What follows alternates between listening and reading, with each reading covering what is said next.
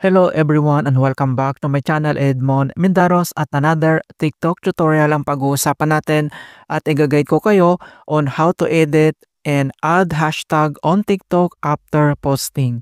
So sa pag-edit naman at pag-add ng title, descriptions at hashtag ng videos natin, pagkatapos mo ma-upload ay pwedeng gawin yan pero in limited time lang siya. So, edit can be made within 7 days of posting. So, pwede yan ma-edit. Pero pag lagpas na yan ng 7 days, ay hindi na yan pwedeng gawin. So, ang pwede na lang baguhin o edit ay yung locations na pwede natin yan baguhin within 180 days of posting. Kaya stay tuned ka lang at start na natin. So, ang next step ay kailangan mo lang i-open ang yung TikTok application. So, click mo lang yan. At kapag na-open mo na yung TikTok applications, dito lang sa baba, ay kailangan mo lang select dito yung meta profile na nandito lang sa right side na corner dito lang sa baba. So, click mo lang yan. At kapag na-open mo na ang yung TikTok homepage profile, so dito lang ulit sa left side corner mga kaibigan para makita natin yung mga upload natin ng mga videos dito. So, makikita mo yung icon na yan na parang may line na dot siya.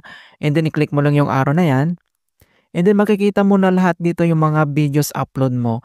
So kung paano ba natin baguhin yung hashtag, pwede mag-edit, pwede magdagdag ng title. So napakadali lang naman yan gawin. So dito lang sa mga recently lang na-upload natin. So select lang tayo dito. So ito yung, for example, ito yung gagawin natin. So i-click mo lang yung video.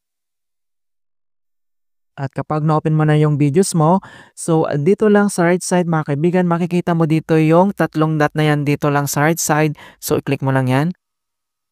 And then dito sa baba ay pop-up itong another settings dito. So kailangan mo lang mag-swipe yung screen mo to right corner mga kaibigan.